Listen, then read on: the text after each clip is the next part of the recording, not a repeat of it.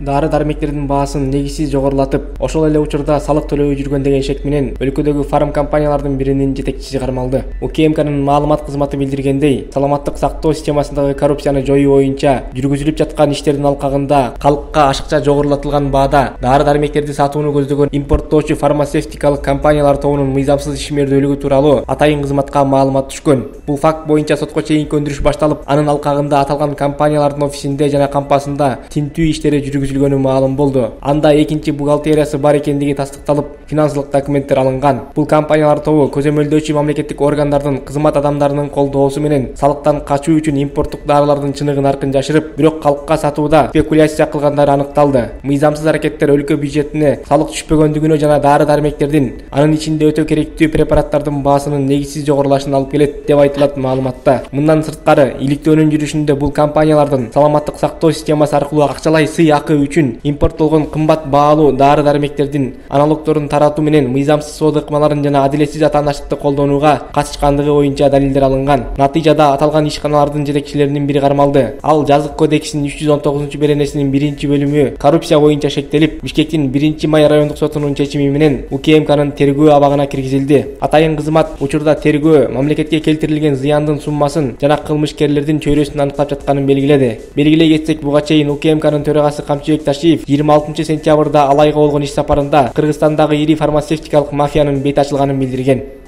Оштун Кара Суу районунда 24 жаштагы келин 3 жана 1,5 жашар 2 кызы менен сууга агып, кичүүсү изделүүдө. Өзгөчө кырдаалдар министрлигинин маалымат кызматы билдиргендей, окуя Кара Суу районунун 30 Адыр айыл аймагында болгон. Өзгөн шаарынын 24 жаштагы тургуну 2 кызы менен Ош шаарынан Өзгөнгө бара жатып, Кара Суу районунун Тойчу айылына келгенде кичи автобустан түшүп калган. Жолдон ал кыздардын канал жээгине коюп, өзү ажатканага кирип кеткен учурда балдары сууга түшүп кеткен. Аларды куткарам деп апасы да артынан түшүп, ал дагы сууга агып кеткен. Өзгөчө кырдаалдар министрлигинин куткаруучулары барганга чейин жергиликтүү тургундар аял менен анын 3 жаштагы кызын суудан аман-эсен куткарып калышкан. Жабыркагандар Кара Суу райондук ооруканасына жеткирилген. Ал эми 1 жаш 7 айлык кызы табылган эмес. Издөө иштери бүгүн 27-сентябрда да уланууда. Ош облустук ички иштер башкармалыгынан маалымдашкандай, сууга аккан бөбөктү табуу үчүн 30 Адыр каналындагы суу токтотулуп, окуя болгон жерге кароо жүргүзүлүп, карта схемалар чийилген. Кой Таш окуясы боюнча соттук отурум 29-сентябрга саат 14:00 жылдырылды. 1-май райондук сотунан маалымдашкандай, мындай чечим сот отурумуна кээ бир жактоочулардын келбей калганына байланыштуу кабыл алынган. Эске салсак, процесске мурдагы президент Алмазбек Атамбаев алынып келген. Көп убакыттан бери мурдагы президент ден соолугуна байланыштуу сотко катыша элек болчу. 2019-жылы 7-8 августта УКМК жана Ички иштер министрлиги Чүйдүн Кой Таш айылында суракка келүүдөн баш тарткан мурдагы президентти кармоо операциясын жүргүзгөн. Анын тарапташтары менен күч органдарынын кызматкерлери кагылышкан. Мунун кесепеттен спецназдын жоокери каза таап, 100гө чукул киши ар кандай жаракат алган. Натыйжада Атамбаев жана анын бир нече үзөңгүлөшү кармалган.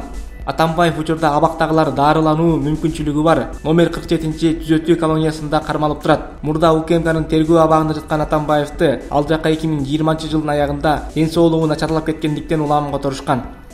26-сентябрда Тажикстандын укук коргоо кызматкерлери кармап кеткен Лейлек районунун Жаштык айылынын 26 жаштагы тургуну Орозбек Мирзаев Кыргызстанга өткөрүлүп берилди. УКМКнын чек ара кызматынан кабарлашкандай, 26-сентябрь күнү түштөн кийин Лейлек районунун Жаңы Жер айыл аймагынын 26 жаштагы тургуну келинчеги менен Тажикстандын этникалык кыргыздар жашаган Жиделик айылына бараткан учурда автобустан Тажикстандын күч кызматтары кармап кетишкен. Мирзаевдин кармалганы тууралуу жубайы Кыргызстандын чек арачыларына кабарлаган. Бүгүн Кыргызстандын Баткен облусу менен Тажик тараптын Согди облусунун башчылары жана чек ара кызматынын өкүлдөрү жолугушуп, анын натыйжасында Кыргызстандын жараны мекенине кайтарылды. Бул окуя боюнча Тажик тарап расмий билдирүү бере элек. Кыргызстан менен Тажикстандын чек арасында чыр-чатактар байма-бай катталып турат. Быйыл 28 апрелден 1-майга чейин уланган куралдуу жаңжалда Кыргызстан тараптан 36 киши курман болгон, 180ден ашуун киши жараат алып, жүздөгөн имараттар кыйраган. Тажик тараптан 19 киши каза болуп, 87 киши жарадар болгону расмий кабарланган.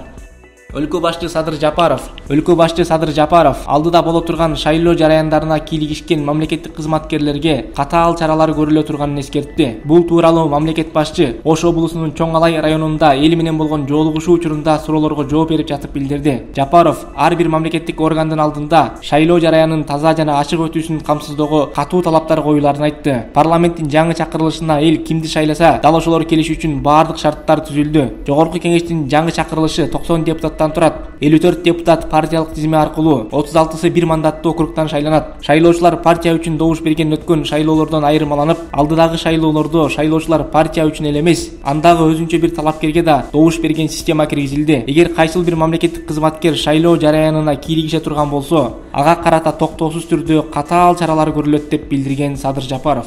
Эске салсак, жогорку кеңештин депутаттарын шайлоо 28 ноябрга белгиленген. Бирдиктүү округтан катышуу ниетин 75 партия билдирген. Алардын канчоосу каттоодон өтүп, шайлоого катышаары азырынча анык эмес. Ал эми бир мандаттуу округтан катышуу ниетин билдирип, арыз тапшыргандардын саны 26 сентябрга карата 34 жетти. Алардын бирөө аял киши.